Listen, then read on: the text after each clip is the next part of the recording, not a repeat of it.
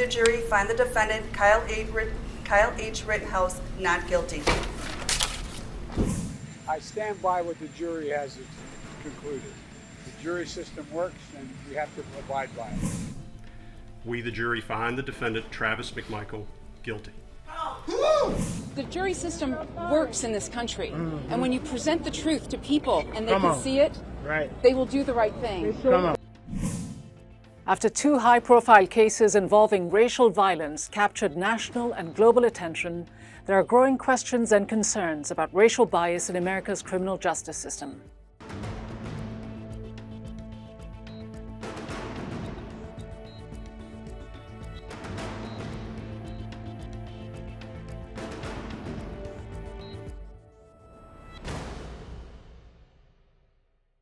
Hello and welcome to Inside America with me, Ghida Fakhry. The trials of Kyle Rittenhouse and Ahmaud Arbery's killers have reignited debates across the U.S. about racial disparities in America's criminal justice system and whether it ought to be reformed, especially with respect to self-defense. Last month, Kyle Rittenhouse was found not guilty on all charges after the fatal shooting of two men in Kenosha, Wisconsin. A third man was shot and wounded during the protests and civil unrest that followed the shooting of a black man, Jacob Blake, by a white police officer. Rittenhouse's defense team argued that the teenager, who was just 17 at the time, had the right to protect himself. A few days later, three white men were found guilty of murdering Ahmaud Arbery, a 25-year-old unarmed black man, on suspicion that he had committed a series of break-ins in their neighborhood in Georgia, although they presented no evidence. Criminal charges were brought against Arbery's assassins following the release of cell phone footage of the crime. Both cases have put the spotlight on vigilantism and the right to self-defense in the United States. Experts and advocates say self-defense laws have shifted in recent decades, becoming much more expansive, including the right not to retreat from danger.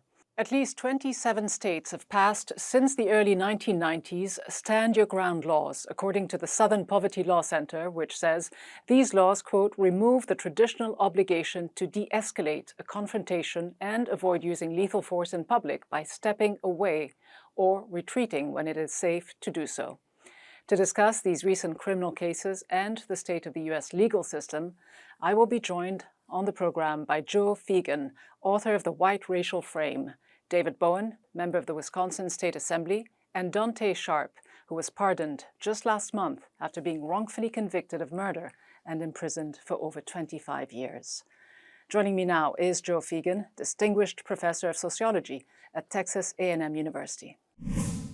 Professor Feagin, you predicted, as did others, that Kyle Rittenhouse would be acquitted before the verdict came out. To what extent was his acquittal part of a system that is working exactly as it was designed, as it was intended? Well, it favors whites for a group of reasons. And in Rittenhouse's case, he got an enormous amount of funding online to get the best defense lawyers in the country. And you pretty well have to be white to routinely be able to have that access to lawyers. The judge in that case also seemed to be sympathetic to the defense, a relatively conservative white male judge. And the U.S. criminal justice system is pretty well white-run, white-controlled, white-maintained. Professor, you mentioned Rittenhouse's ability to raise funds for his defense, but when you look at this also through the so-called white racial frame, Rittenhouse was viewed by the jury, it seems, as a childlike victim, not a violent, disturbed killer. Is this part of the inherent systemic racism within society and institutions here in the U.S. that many African Americans have been fighting against for decades, if not centuries, the inherent biases? Yeah, certainly we've had that bias since slavery began in the 17th century. Black boys tend to be seen as men and as dangerous in that white racial frame, and white boys tend to be seen as normal and innocent and not dangerous in that white frame. But if this is the case. Obviously, the stereotypes that go back, as you say, decades, if not centuries. If the white racial frame is ultimately a manifestation of systemic racism, a way of normalizing white privilege and white power over American society and some of its key institutions, like the legal system, how do you then explain the verdict that we saw a few days ago in the Arbery case, where 3 white men were found guilty of the murder of a black man by a jury of 11 white Americans and just 1 African American? I mean, do you see it as an anomaly, a one-off, or are things beginning to change? It's probably a bit of both.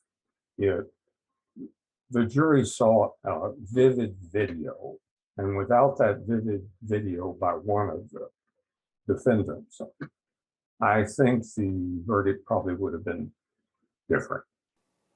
Without that video, would there even have been a case? Would there even have been a trial without that video?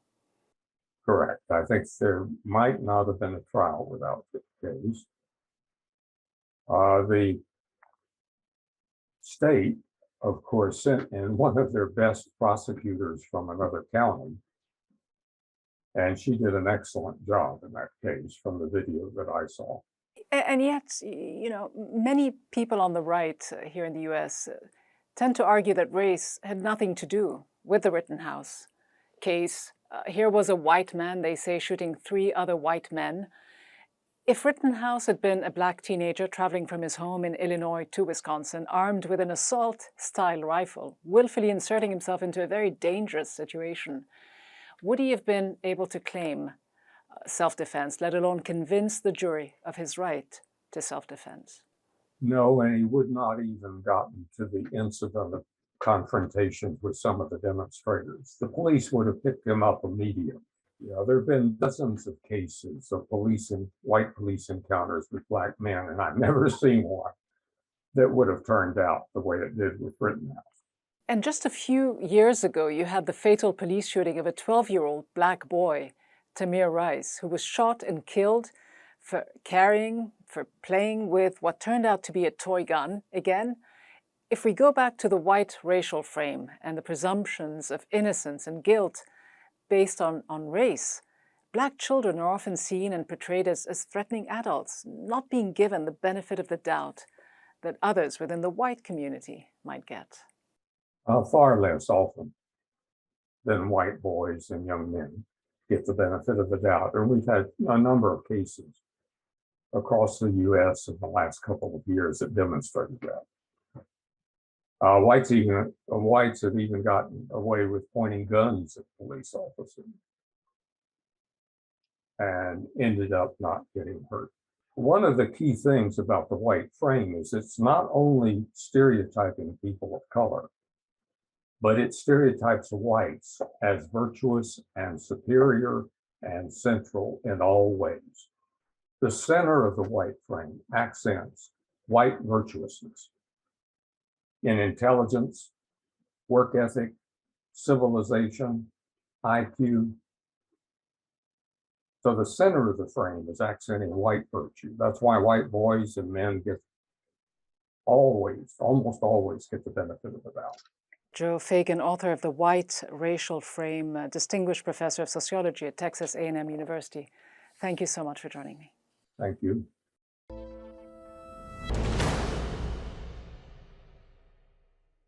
Now, in a recent report entitled The Color of Justice, Racial and Ethnic Disparity in State Prisons, the Sentencing Project, an organization that promotes effective and humane responses to crime, found that blacks in America are incarcerated in state prisons at nearly 5 times the rate of whites.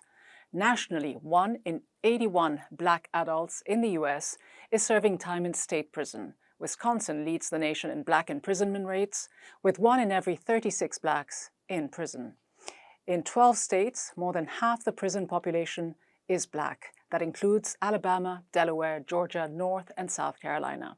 7 states maintain a black-white prison disparity larger than 9-to-1, including California, Connecticut, and Minnesota. Hispanics are incarcerated in state prisons at a rate that is 1.3 times the incarceration rate of whites. For more on all this, I'm joined by Wisconsin State Representative David Bowen. Representative Bowen, Kyle Rittenhouse, the white teenager who shot 2 people dead and injured a third in your state, Wisconsin, was acquitted after claiming self-defense, even though he drove from another state armed with a semi-automatic assault rifle, knowing what he was getting into, potentially in the midst of protests and riots. Some people have said that race had nothing to do with this case. Do you agree? Would a black man have received the same verdict? Well, not only would a black man not receive that same verdict, we also see that there is an ongoing case right now in that same county, in Kenosha County, in Wisconsin, where we have a black teenager that was attempting to use self-defense to escape from the sex trafficking and sexual abuse from a grown criminal who's been doing that already to other women. And she is not receiving the same support nor the same outcry that she deserves justice of self-defense in her case. You mentioned her case, and it's a case involving a woman who was just 17 at the time that she shot to dead the person who she claimed sexually abused her. The fact that Rittenhouse won the case on the basis of self-defense has led to many calls in your state to review that case. Many people have argued that she did act in self-defense. The Wisconsin Supreme Court is now reviewing the case, looking into it. What are the challenges that are facing her and many others like her in the African-American community who believe that the system doesn't treat them equally or fairly? Absolutely. Crystal Kaiser is a young black woman that wanted to end the abuse that she was already suffering under. There clearly was a history of abuse in her case. There clearly was evidence that this perpetrator, that this human trafficker was already attempting to do this to so many other women. And not only has it not received the same type of support from some of the others that got behind Kyle Rittenhouse, but specifically when it comes to what women have to endure, especially young women of color, when they come forward and say that these things are happening to them, they are reporting it to the police, and it is not being treated in the same manner. But some have argued that in her case, there wasn't the threat of imminent danger. Do you buy that argument? That there wasn't a threat of imminent danger, I would challenge that, because at the end of the day, women that are going through human trafficking and sex trafficking, we are talking about consistent threats to their lives, to their livelihoods, to their families. And we see it over and over again in these cases. Going back, though, to the acquittal of Rittenhouse, to many Black Americans, the shootings of unarmed Black men are just another proof that the U.S. legal system tends to validate the fears of white men with guns. In the Arbery case, it didn't happen. You had 3 white men who were found guilty of murdering a Black man by an almost all-white jury, 11 whites, 1 black, in the South of the United States, no less. They are 2 very different cases with 2 very different verdicts, yet you say there were some similarities. Where? The similarities, especially as you look at when it is appropriate to use force to defend oneself, especially as we look at the Crystal Kaiser case, that you have a minor dealing with trying to defend herself from a grown man who already has a history of sex trafficking, other women. When it comes to the Ahmaud Arbery case, and specifically that summer, right? There were so many folks out engaged all around the world, but especially in our country here in America, with people advocating for a significant change in policy and laws so that the lives could be prevented from being lost in situations with police departments not using the best practices to keep people alive. And with the Ahmaud Arbery case, you're talking about people taking it upon themselves to force someone who they feel does not belong in their neighborhood, does not belong where they live, and to remove them on their own. And they claimed that they were trying to implement a citizen's arrest. The jury didn't quite buy that argument. Black Americans, though, when you look at the proportion of Black Americans within the US prison system, they are incarcerated in state prisons at 5 times the rate of white Americans. When you look at that, do you think there is any hope to reform the prison system, or is it simply beyond reform? Well, this is what the fork of the road that Wisconsin and so many other states have met.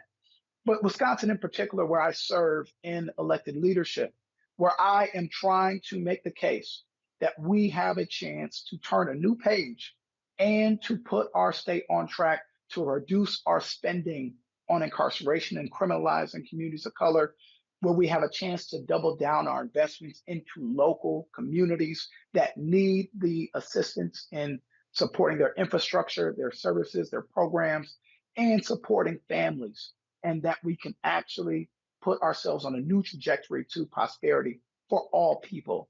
This is literally one of the things that we must be able to do if we are going to be able to compete and have a new future where our young people, no matter the color of their skin, that our families have access to true opportunity in our state, just like it was years ago. We used to be the best place for African Americans to have access to the workforce, access to business, access to prosperity. And we've seen a direct result of turning on the head of all those statistics where now our state is one of the worst places to raise a Black child and for a Black family to have access to economic prosperity. We have a chance to shift this, and I believe the folks of our state can make that decision, especially this election cycle coming up in 2022. All right, Representative David Bowen, thank you very much indeed. Thank you so much for having me.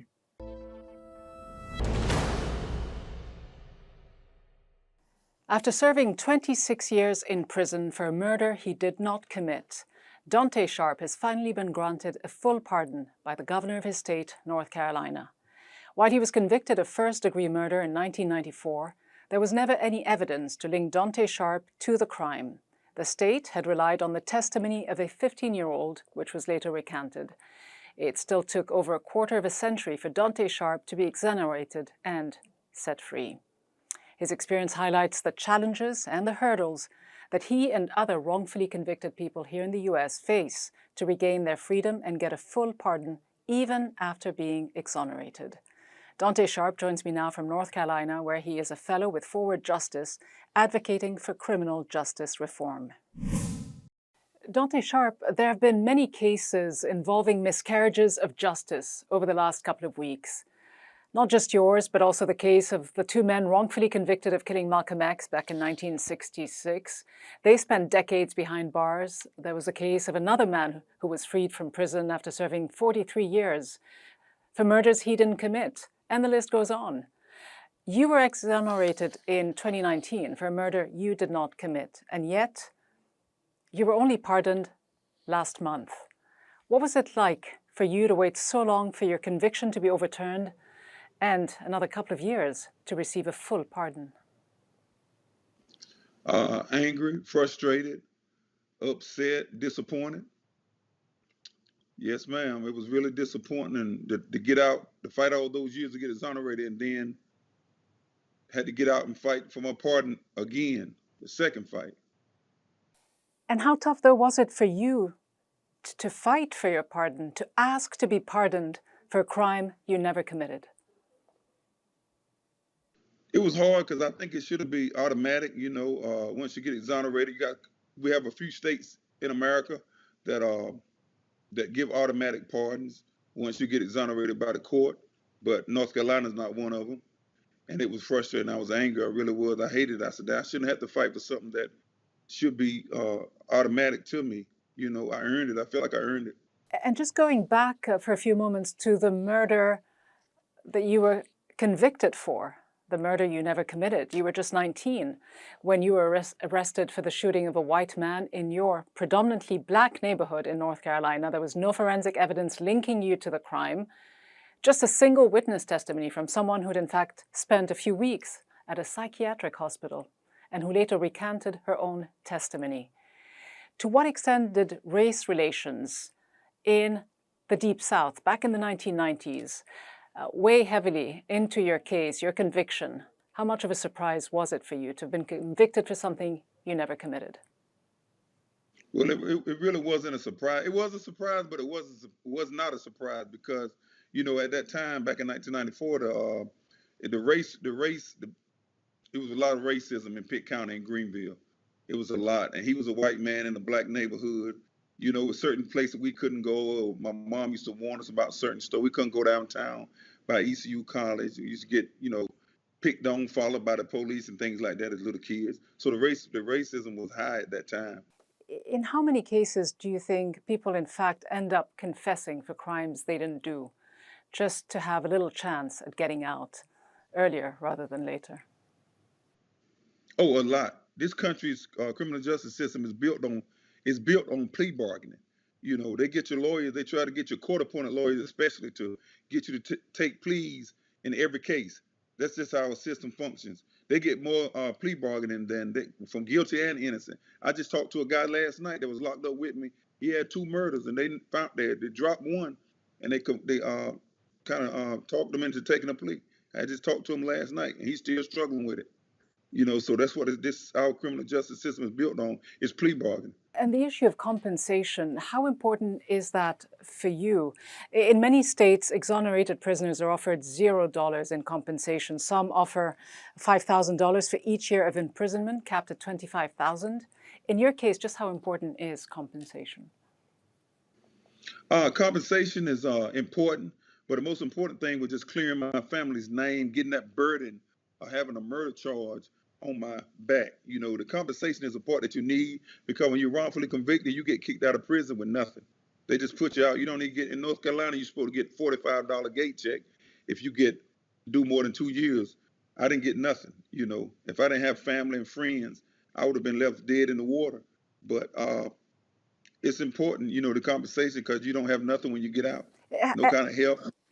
And in terms of the work that you're currently doing with Forward Justice, campaigning for automatic pardons in North Carolina, just how tough is it to change the system and make it more fair for people who've already suffered so much? It's tough. It's a great sacrifice. You had to sacrifice time out of your life, marching, speaking, just traveling, so many different things, appealing to the governor and to the lawmakers and courts. It's really hard. I'm new to it. Last couple of years since I've been home working with Forward Justice, but I'm learning and seeing how it works. It's a slow process, a slow, rigorous, stressful process. It really is. It really is. A long, rigorous process. Thank you so much for coming on and sharing with us the experience that you had to go through, and the struggle for justice carries on for so many people who are wrongfully convicted in prisons across the US and in so many other countries as well. Dontae Sharpe, thank you so much. Yes, ma'am. Thank you. Thank y'all.